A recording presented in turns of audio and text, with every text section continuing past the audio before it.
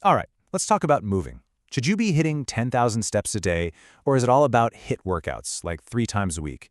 What about yoga? Is that enough? There is so much conflicting fitness advice out there, it's almost impossible to know what's actually right. So today, we're going to cut through all that noise. We're going straight to the source to figure out how much you, your kids, even your parents, should really be moving. And we're using the official, science-backed global guidelines to do it. Okay, let's get into it. So, the document we're pulling all this from, it's the World Health Organization's 2020 report on physical activity. And look, this isn't just another fitness blogger's opinion. This is the definitive global standard. It was put together after looking at just mountains of scientific evidence. Think of it as the official blueprint for a healthier, more active world. Okay, so why are these guidelines so important in the first place? Well, it's because, as a global community, we have a huge problem with sitting still.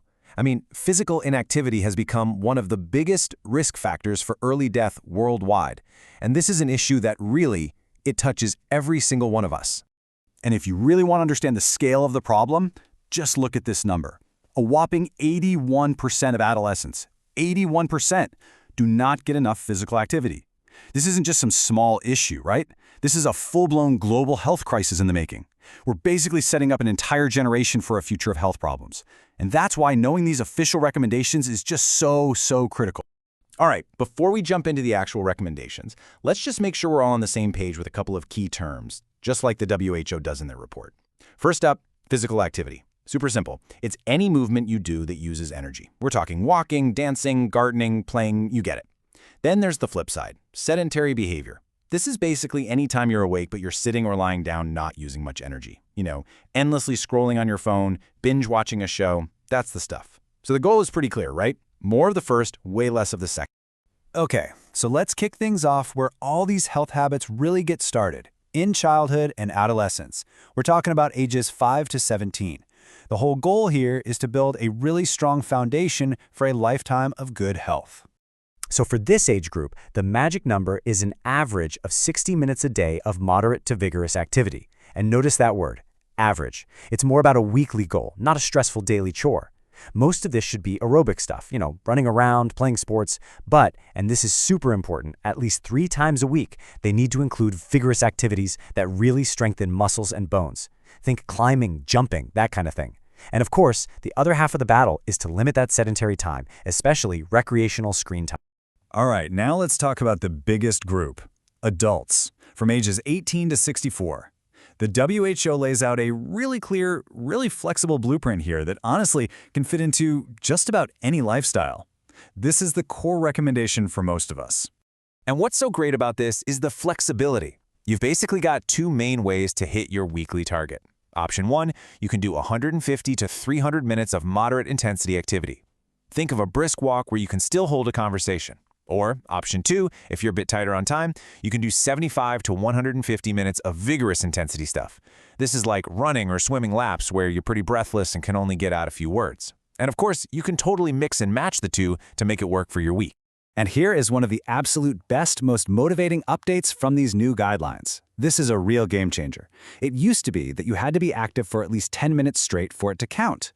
Well, not anymore. Now, that 2-minute trip up the stairs, it counts. That 5-minute dance party in your kitchen while you wait for the microwave, it counts too. It all adds up to your weekly total. Every single minute matters. But wait, getting your heart rate up is only half the picture. Adults also need to do muscle strengthening activities on at least 2 days a week. And no, this isn't just for bodybuilders, it's absolutely essential for everyone's long-term health. The guidelines also give a special shout out to pregnant and postpartum women. The recommendation for them is to aim for at least 150 minutes of moderate activity each week, making sure to include a good mix of both aerobic and strength exercises to support a healthy pregnancy and recovery. So, what about for older adults, folks who are 65 and up? Well, the focus here shifts just a little bit. It's all about maintaining physical function and independence, and there's a really special emphasis on preventing falls. Okay, so the foundation is exactly the same. Older adults should still aim for those same aerobic and strength goals as everyone else. But, and this is a huge but, there is one critical addition. On 3 or more days a week, they need to add in exercises that specifically focus on balance and functional strength.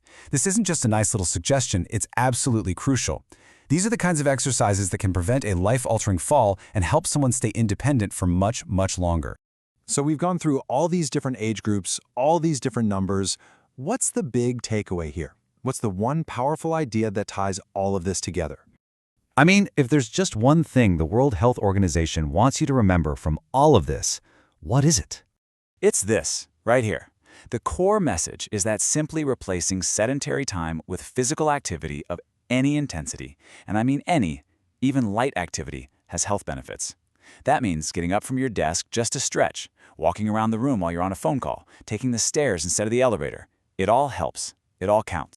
And really, this is the big mindset shift they're pushing for. Please don't let that 150-minute number intimidate you. The real message is to focus on progress, not perfection. Because if you're starting from zero, the biggest health gains you're going to see come from that first step of just getting off the couch. Every little move you make is a win. So I'm going to leave you with this one question. Forget about the big weekly goals for just a second. Just think about today, right now. Based on everything we just talked about, where can you find just 10 more minutes in your day to move instead of sit? Because that tiny little change, that could be the first step you take towards meeting and, hey, maybe even blowing past this whole blueprint for a healthier life.